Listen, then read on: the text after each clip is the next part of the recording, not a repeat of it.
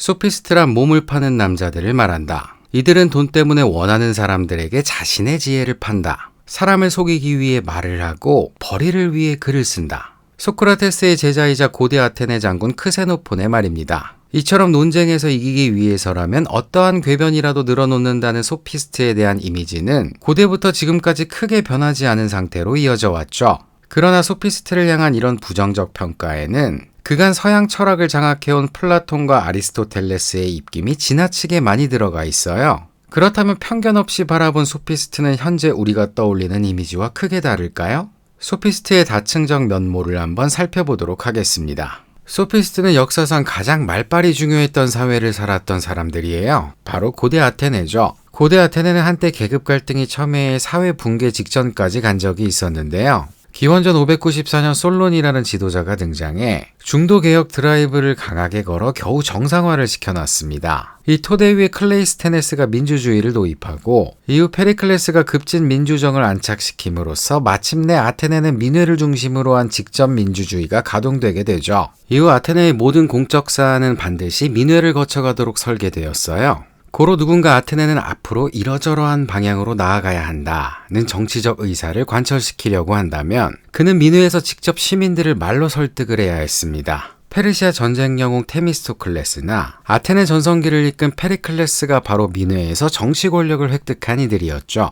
당시 아테네에서는 민회에서 활약하는 것을 곧 공적 성공의 길로 여겼어요. 한편 아테네에서는 법정마저도 민주주의 방식으로 운영되었습니다. 아테네 시민이라면 누구든지 다른 사람을 고발할 권리가 있었는데요. 다만 판사나 변호사 같은 전문 법조인이 없었기에 본인이 직접 소송을 진행해야 했죠. 관련 법률이나 판례를 인용하고 증거를 제시하며 자신의 증언을 일목요연하게 설명해야 했다는 말입니다. 물시계로 6분 안에 최대한 많은 배심원들에게 자신의 정당성을 입증해야 했기에 소위 말빨이 정말 중요했어요. 언어를 효과적으로 구사해 대중의 편견 또는 정의감에 호소해 소송에서 이겨야 했죠. 때문에 대부분의 아테네 시민들, 즉 성인 남자들은 민회나 법정에서 말을 잘하기 위해 수사학 책을 사다 읽었으며 실제로 정치의 중심에 있는 사람이나 지킬 재산이 많아 법정에 갈 일이 많은 사람들은 자신의 말빨을 키워줄 이에게 기꺼이 비싼 수업료를 지불했습니다. 특히 수사학, 변론술, 웅변술의 대가들은 대부분 이탈리아 남부나 이오니아 지역에 있었기에 유력자들은 큰 돈을 주고 그들을 초빙해 수업을 들었죠. 그렇게 말빨 기술에 대한 수요를 따라 그리스 각국의 학자들은 기술 보유자를 자처하며 아테네로 대거 몰려들었어요. 또 반드시 돈 때문만이 아니더라도 당시 학문적, 문화적으로 가장 번영한 도시국가 아테네에서 활약해 명성을 떨치고 싶은 지식인들도 모두 이곳으로 모였습니다. 이들을 아울러 소피스트라고 부르게 되죠. 기원전 480년 페르시아 전쟁 승리 이후 아테네는 제국주의의 길로 들어서면서 번영을 누리게 됩니다. 즉, 델로스 동맹의 공금을 유용해 군사력을 증강시키는 한편 민주제도를 확립하고 각종 문화활동을 지원하면서 강하고 세련된 국가를 만들게 되죠. 이때 이 문화적 혜택을 받기 위해 몰려든 이들이 바로 소피스트였어요.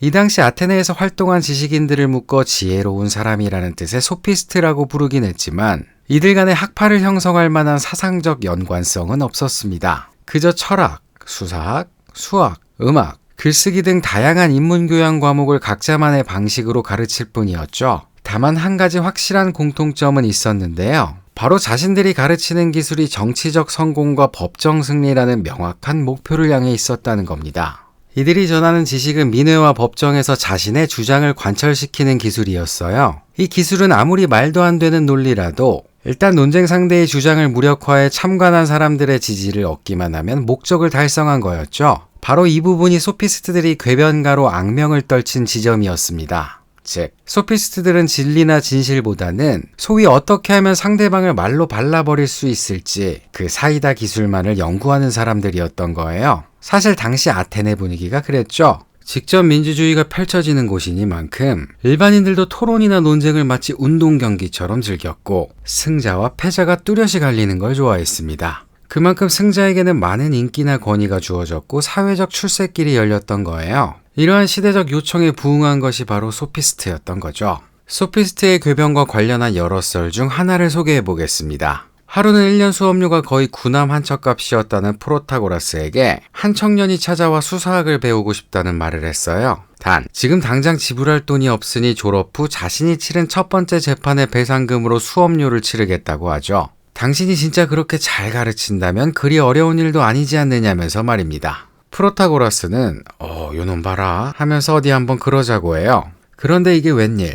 커리큘럼을 다 마친 제자가 도무지 소송을 할 생각은 하지 않고 빈둥거리기만 하는 거 아니겠어요? 그러다가 드디어 첫 번째 소송을 하게 되는데요. 그 소송이 바로 스승 프로타고라스의 수업료 청구 소송이었습니다. 프로타고라스가 제자에게 이렇게 말해요. 내가 이기면 자네가 재판에서 졌으니 나에게 배상을 해야 하네. 반대로 자네가 이긴다면 그건 내 수업에 덕을 본 것이니 수업료를 내놓게나.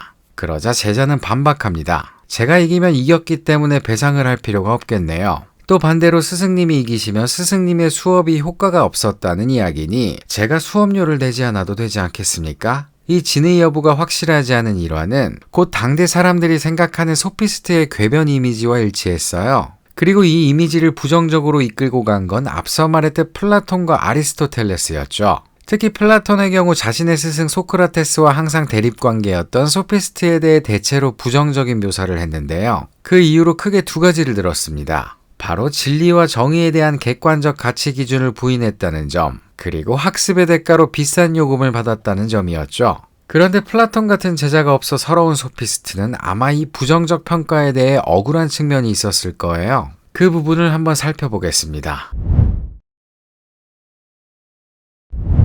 페르시아 전쟁 승리 이후 아테네는 황금기를 구가했지만 다른 한편 늘 전시 상황에 놓여 있었습니다. 페르시아 전쟁 승리라고는 하지만 이는 페르시아의 그리스 본토 침공을 막은 것뿐이었고요. 이후 기원전 449년 평화조약을 맺기 전까지 30년간 꾸준히 양국 간 전투가 벌어졌죠. 뿐만 아니라 기원전 460년부터 스파르타와 사이가 나빠져 지속적으로 충돌을 하다가 기원전 431년 본격적인 펠로폰네소스 전쟁이 발발했습니다. 언제나 그렇듯 전쟁은 아테네인들의 삶과 체험을 송두리째 바꿔놨어요. 매일 눈만 뜨면 달라지는 현실에 이전에는 당연하게 생각됐던 관습이나 가치들이 해체해버린 거죠. 물론 이러한 현상이 이 당시에만 일어났던 건 아니었습니다. 그전에도 그리스 사회는 도시국가들끼리 열심히 치고받고 싸워 끝없는 전쟁 상태에 놓여 있었으니까요. 그때 등장한 사상가들이 소크라테스 이전 자연 철학자들이었죠. 이들은 전쟁으로 뭐 하나 정립하기가 힘든 세상에서 변하지 않는 단 하나의 것, 즉 아르케를 찾으려고 노력했습니다. 탈레스,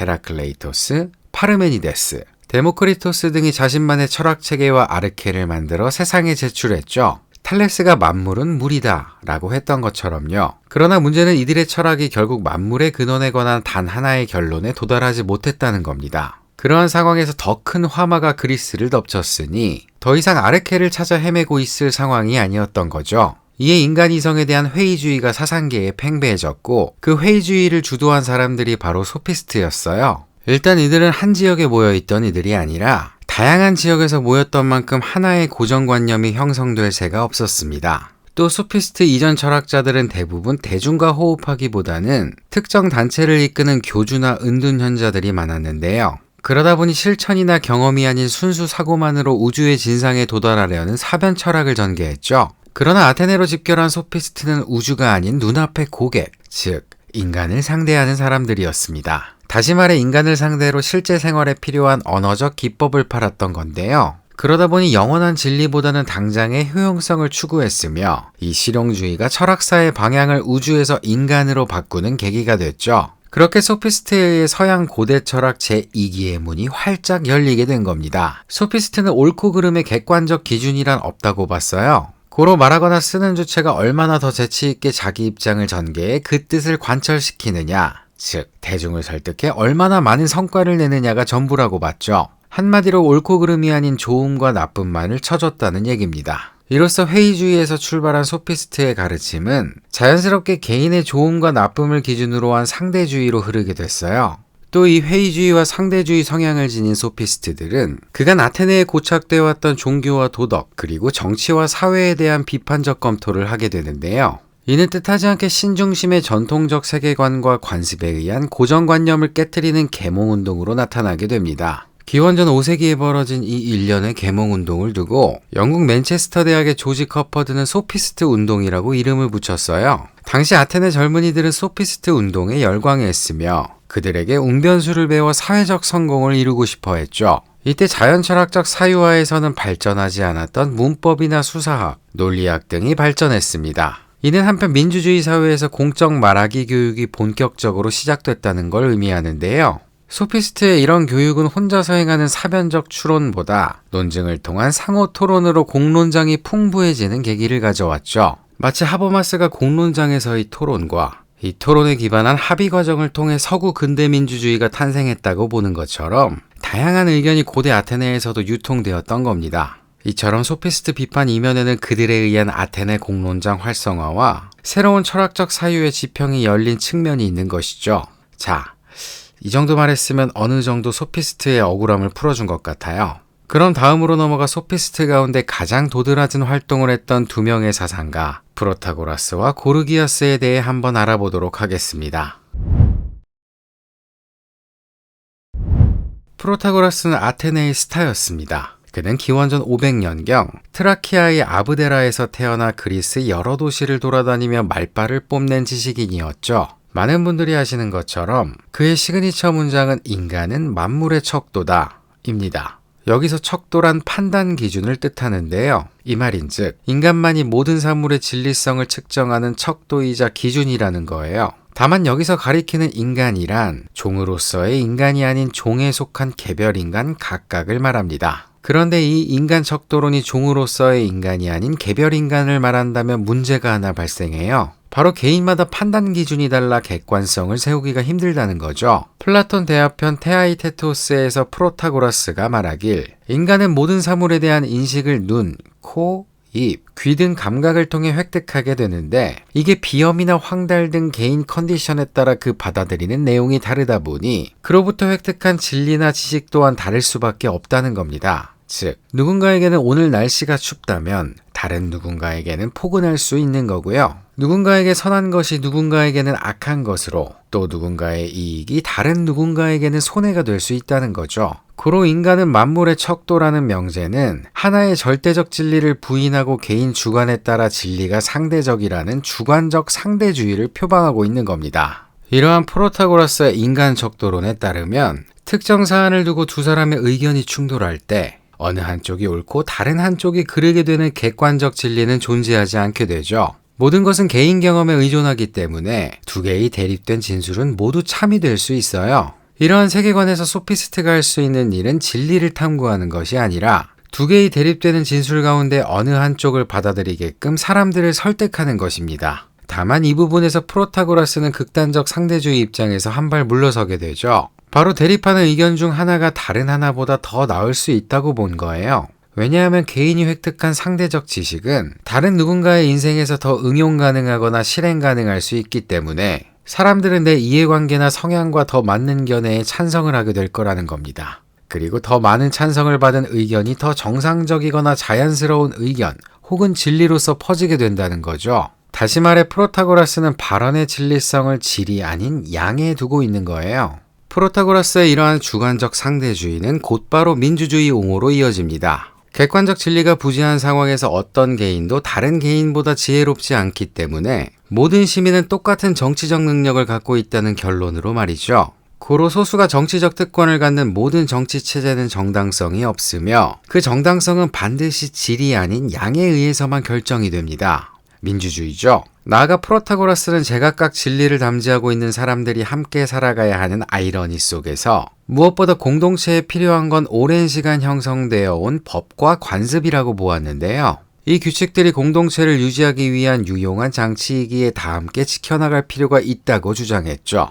이처럼 진보적인 측면과 보수적 측면을 동시에 갖고 있던 프로타고라스는 궤변가라는 세간의 부정적 이미지에도 당당하게 스스로를 소피스트라고 지칭했습니다. 또 모든 것에는 서로 상반되는 두 개의 논변이 있다는 이중 논변을 개발해 찬성 입장에서든 반대 입장에서든 언제나 승리하는 기술을 가르쳐 부와 명예를 누리게 돼요. 한편 프로타고라스는 신에 관하여라는 책에서 논란을 일으킬 만한 주장을 하나 펼치게 되는데요. 나는 신이 정말 존재하는지, 신이 어떤 모습을 하고 있는지 모르겠다. 왜냐하면 이러한 주제는 모호할 뿐더러 그걸 알기에 인생은 너무나 짧기 때문이다 라는 주장을 하죠. 이 불가지론은 모든 것이 종교를 중심으로 돌아가던 아테네에서 사실상 신을 부인하는 주장이 될 수 있었어요. 때문에 프로타고라스는 고발을 당해 아테네에서 추방을 당하고 아고라에서 책이 불태워졌다는 이야기가 전해집니다. 그리고 시칠리아로 여행 도중 배가 침몰해 사망했다는 이야기도 전해지죠.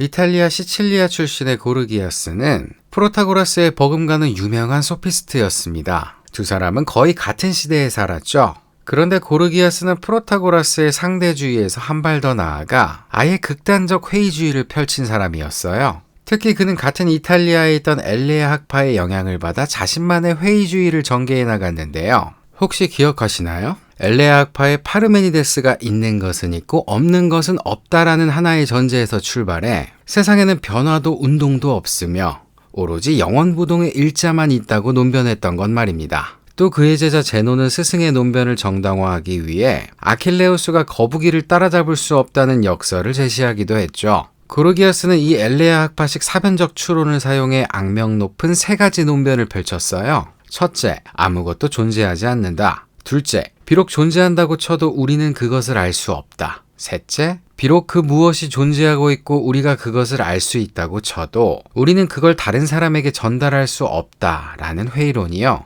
여기서 고르기아스는 첫 번째 논변으로 실제론 또는 존재론의 가능성을 부정하고 있으며 두 번째 논변으로는 인식론의 가능성을, 마지막 논변으로는 해석학의 가능성을 부정하는 극단적 허무주의로 나아갔습니다. 한번 차례로 살펴볼게요. 첫째, 아무것도 존재하지 않는다는 주장은 파르메니데스의 세상에는 오로지 영원부동의 일자만 있다, 즉 오로지 존재하는 것만 있다는 주장을 뒤집은 것입니다. 영원부동의 일자라면 세계가 출발점 없이 영원히 그대로 존재해왔다는 말이잖아요. 그러나 실제 현실에서 변화나 한계가 없는 사물이나 현상은 관찰되지 않죠. 모든 것은 반드시 변화하는 와중에 세상에 잠깐 나타났다가 사라질 뿐입니다. 아무것도 존재하지 않는다는 말은 사실 절대적인 것, 영원한 것, 보편적인 것, 본질적인 것이 존재하지 않는다는 뜻이에요. 이는 결국 파르메니데스가 말한 궁극적 실제, 영원부동의 일자 같은 것은 없다는 입장인 것이죠. 둘째, 고르기아스가 비록 존재하는 것이 있다고 해도 우리가 그것을 알 수 없다고 한 이유는 인간의 인식 능력에 한계가 있기 때문입니다. 고르기아스에게 세계는 영원부동하지 않고 끊임없이 생성 변화하는 거잖아요. 그 세계를 인식하는 인간 또한 세계의 일부분이기에 끊임없이 변화하죠. 그 와중에 프로타고라스의 말처럼 인간의 감각 능력마저 개인마다 천차만별이니 하나의 동일한 대상을 포착해 그에 대한 확실한 지식을 확보하는 것은 사실상 불가능하다고 볼 수 있습니다. 그러니 우리가 세계에 관해 안다고 생각하는 것은 그저 찰나의 상대적 인식에 불과한 것이죠. 셋째, 설령 존재하는 것이 있고 그것을 우리가 안다고 해도 남에게 전달할 수 없는 이유는 인간의 언어가 불완전하기 때문입니다. 아무리 말과 글을 잘 부리는 이라도 자신의 감정과 생각을 완벽하게 표현해내기란 불가능하죠. 그래서 입에서 입으로 전달되는 이야기에는 반드시 왜곡이 생기기 마련입니다. 또 설사 내게 완벽한 표현 능력이 있다고 하더라도 감각과 경험이 다른 타인에게 그것이 완전히 전달될 리 만무하고요. 이처럼 고르기아스는 엘레아 학파의 추론 방식을 따랐지만 엘레아 학파와 정반대의 길, 즉 진리의 절대성을 부인하는 회의주의의 길로 나아갔습니다. 그리고 이 회의주의는 결국 각자가 받아들인 것만이 각자에게 존재한다는 상대주의와 만나게 되죠. 이렇게 되면 하나의 절대적 진리가 존재하지 않기에 고르기아스에게 중요한 건 역시 프로타고라스와 마찬가지로 설득이 됩니다. 그는 법정에서 펼치는 논변과 철학자 또는 천문학자의 학문적 언어가 다르지 않다고 생각했어요. 결국 타인들로 하여금 자신의 말을 믿게 하는 속임수라는 점에서 말이죠. 또 고르기아스는 객관적 진리가 존재하지 않기에 세상에는 오로지 의견만 있을 뿐이라고 봤습니다. 그리고 이 의견으로 남을 설득할 수 있게 되는 것은 결국 수사학의 힘이라고 봤죠. 그렇게 그는 말의 힘을 키우는 수사학을 탐구하게 되는데요. 고르기아스는 훌륭한 말에는 조화의 원리인 로고스가 들어있으며 이 로고스에는 우열이 있다고 봤습니다. 그리고 그 우열을 결정짓는 것은 바로 어떤 말을 얼마나 적당한 때에 해내느냐는 것이라고 봤죠. 세상은 끊임없이 생성 변화하기에 자신의 의견을 적확한 순간에 꽂아 넣어야만 비로소 훌륭한 말이 된다는 거예요. 이 적시라는 개념을 최초로 사용한 사람이 고르기아스였다고 합니다. 이처럼 수사학, 변론술, 웅변술을 연구해 가르친 고르기아스는 그 스스로가 연설의 대가였어요. 전해지는 바에 따르면 그의 연설은 격정적이었으며 영감이 넘쳐났다고 합니다. 그리고 그는 문장과 문장 사이에 침묵을 넣는가 하면 갑작스럽게 큰 소리를 내 대중을 흥분시키고 시적 리듬과 장식적 표현을 골고루 사용했다고 하죠. 고르기아스의 말에 홀린 많은 젊은이들이 그의 대중연설을 따라다녔으며 그에게 웅변술과 수사학을 배우기 위해 큰 돈을 갖다 바쳤다고 해요. 이후 고르기아스는 108세까지 원기왕성한 삶을 살았다고 알려져 있는데요. 장수의 비결을 묻는 사람들에게 그는 쾌락을 멀리했기 때문이라는 대답을 했다죠. 그리고 이 수사학의 대가는 숨을 거두기 전 다음과 같은 말을 남겼다고 합니다. 이제 졸음이 그의 자매인 죽음에게 나를 인도하기 시작하는군. 철학산에서 소피스트의 사상은 그저 소크라테스의 화려한 등장을 위한 빌드업 정도로만 취급되어 왔습니다. 그러나 의외로 오늘날 철학자들은 소피스트의 사상에서 많은 현대적 요소를 발견하곤 하죠. 일단 지식을 그 자체로 고고하게 모셔두는 것이 아니라 실천적으로 활용해야 한다고 봤다는 점에서 실용주의적이었고요. 또 자명하다고 여겨지는 덕을 향해 논증을 끼워 맞추는 게 아니라 자신의 논증이 비록 기존 관념을 해체하고 회의주의적 경향으로 치닫는다고 하더라도 기꺼이 그 논증에 이끌려갔다는 점에서 현대적이었죠. 또 소피스트를 철학사적으로 의미 있게 보는 이유 중 하나는 바로 최초로 피시스와 노모스를 주요 주제로 다뤘다는 점에 있습니다. 이때의 피시스는 자연이 부여한 모든 질서, 그중 인간의 본능 또는 욕망 등을 가리키고요. 노모스는 인간이 개입해 만든 모든 질서, 즉 법률, 규범, 관습, 규칙 등을 말합니다. 많은 소피스트들은 피시스보다 사람의 손을 탄 노모스를 안 좋은 것으로 생각했어요. 뭐뭐 하지 말라, 뭐뭐 하면 벌을 받는다는 규정으로서의 노모스가 자연스러운 피시스를 억제하기 때문에 인간의 자유와 이익을 제한한다고 본 것이죠. 때문에 안티폰이라는 소피스트는 처벌을 피할 수 있다면 노모스를 어기는 것이 현명하다고 말했을 정도였습니다. 가령 법과 관습이라면 묻고 따지지도 않고 일단 따르고 보는 사람이나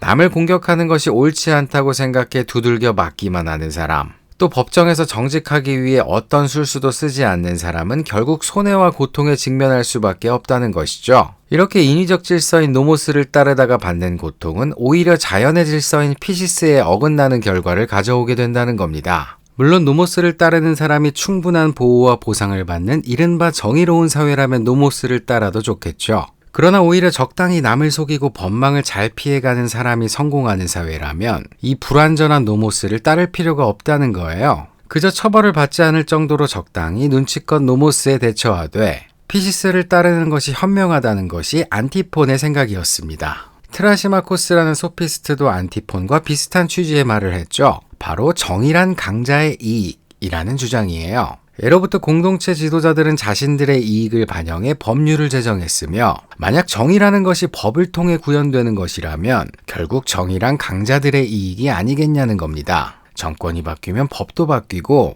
성공하면 혁명, 실패하면 쿠데타가 되는 것 또한 정의가 최종 승리자, 즉 강자에게 귀속된다는 말과 같죠. 따라서 트라시마코스 역시 안티폰처럼 지배자도 아닌 주제에 맹목적으로 정의롭게 행동하면, 그러니까 노모스를 지나치게 따르면 결국 손해를 보게 될 거라는 말을 하고 있는 거예요. 물론 소피스트들 중에는 프로타고라스처럼 여럿이 모여 살아가기 위해 노모스를 따를 필요가 있다고 주장한 사람도 있습니다. 그러나 이는 순수 정의감에서라기보다는 세상의 뒤통수를 맞지 않고 일방적으로 치기만 하는 사람은 없으니 서로 뒤통수 불가침 조약을 맺는 것이 좋다는 홉스의 사회계약적 타협일 뿐이었죠.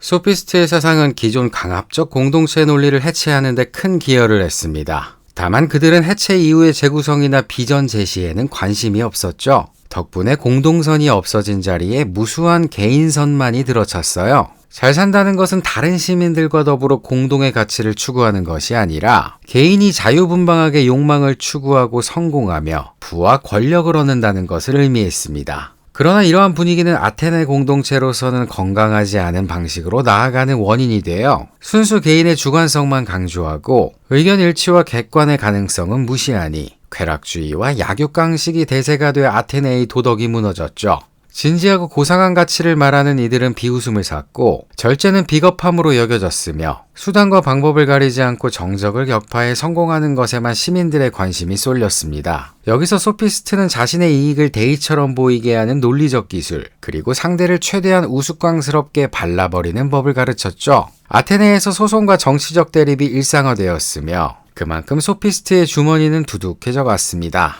또 두둑해진 주머니만큼 아테네 공론장은 망가져갔고요. 이후 망가진 공론장은 아테네 몰락의 결정적 원인이 됩니다. 시민들은 적국 스파르타가 아닌 오로지 눈앞의 정적들을 파괴하는 데만 온 관심을 기울였으니 민회에서 이루어지는 모든 결정은 합리적 판단을 배제한 증오와 대립의 산물이었죠. 스파르타와 몇 차례 평화협정을 맺을 기회가 있었으나 클레온과 같은 선동가들이 소피스트들을 흉내내며 대중들로 하여금 전쟁을 이어가도록 만들었어요. 그렇게 아테네가 자랑하던 민주정은 중후정치로 변질되고 맙니다. 그리고 중후정치는 아테네 멸망을 재촉했죠. 가령 기원전 415년 시칠리아 원정을 떠난 3명의 사령관 중 한 명인 알키비아데스를 전쟁 도중 법정 소환을 해버린 일이 있었어요. 죽느냐 사느냐 하는 전쟁통에도 그저 내부 정적을 해치우는 데에만 혈안이 돼 있던 탓이죠. 알키비아데스는 스파르타로 망명해 그들이 아테네에 결정적 타격을 주는 데 도움을 줍니다. 또 같은 해 아테네 민회는 멜로스 섬 사람들이 항복을 하지 않는다는 이유로 그들을 몰살시키는 결정을 해버리죠. 그 이전 아테네는 속국이나 적국에 그처럼 혹독한 조치를 취하지 않았거든요. 트라시마코스의 정의란 강자의 이익이라는 말이 연상되는 결정이었습니다. 그 다음 결정적으로 기원전 406년 아테네는 아르기누사이 해전에서 스파르타를 크게 격파했는데요. 어이없게도 아테네 시민들은 승리를 이끈 장군 6명이 전쟁 뒷수습을 제대로 하지 않았다는 이유로 사형 판결을 내려버립니다. 이후 전쟁을 제대로 수행할 장군이 없어 아테네는 스파르타에게 최종 패배를 당하고 말죠. 이러한 아테네의 펠로폰네소스 전쟁 패배를 두고 역사가 투키디데스는 아테네인들의 억제되지 않은 탐욕의 결과라고 평가했습니다.